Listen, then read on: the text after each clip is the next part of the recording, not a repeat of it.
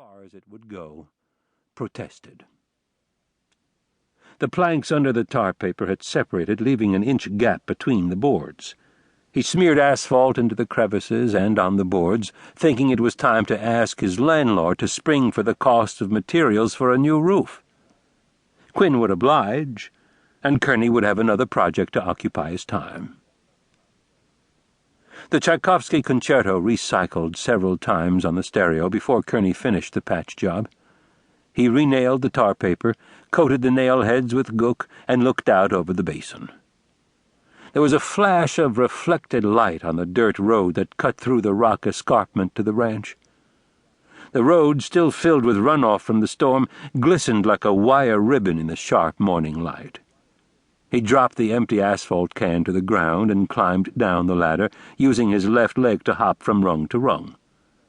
He walked to the gate and swung it open, leaving sticky black fingerprints on the railing, and watched the vehicle bounce in and out of the ruts of standing water, spewing mud as the tires dug through the puddles. There was no reason for a visitor. Quinn, his landlord, employer, and chief book lender, was presenting a paper at a medical convention in Seattle. After that, he was flying to Germany to attend another conference and take a long vacation. Kerney liked working for a wandering landlord. Most of the time he had the place to himself. The car splattered through the mud and swerved through the slimy dirt in the roadbed, the tires throwing up a heavy spray of brown paste. Windshield wipers, operating at high speed, smeared the ooze over the glass, making it impossible for Kerney to see into the vehicle. He walked to the porch, sat on the step, and started cleaning the asphalt gook from his hands with a rag drenched in paint thinner. The fumes of the solvent made him sneeze, and he covered his nose with sticky fingers.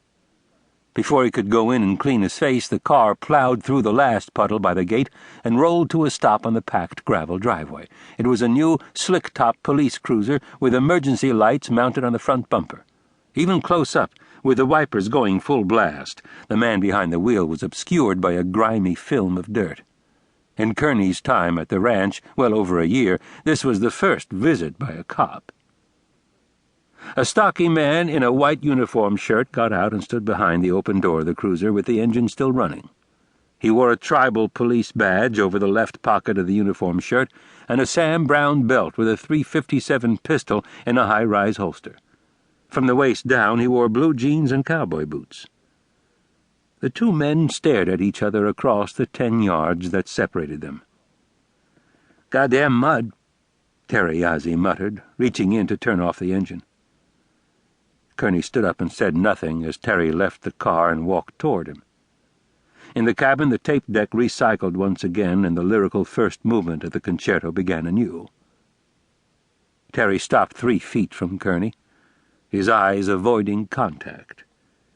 Instead, he looked at the foreman's cabin, a white clapboard box with a small covered porch, then switched his gaze to the ranch house behind it, nestled at the base of a mesa. He took in the horse barn and corral off to one side across a small meadow, and the upended chair in front of the cabin porch. He compressed his lips and finally looked at Kerney. As he opened his mouth to speak, Kerney hit him flush on the jaw, knocking him flat on his ass.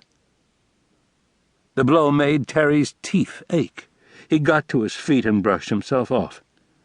"Feel better?" he asked. "No, I hurt my hand," Kerney replied. "What are you doing here, Terry?"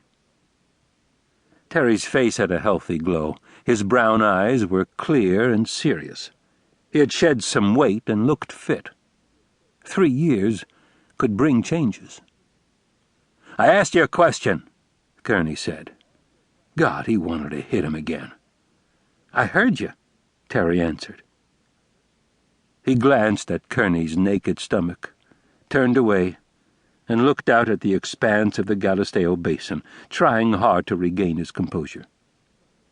The land rolled down from the ranch through thickly studded stands of pinyon and juniper trees. It gave way to rangeland that butted against an escarpment that looked almost like an enormous, ancient man-made fortification.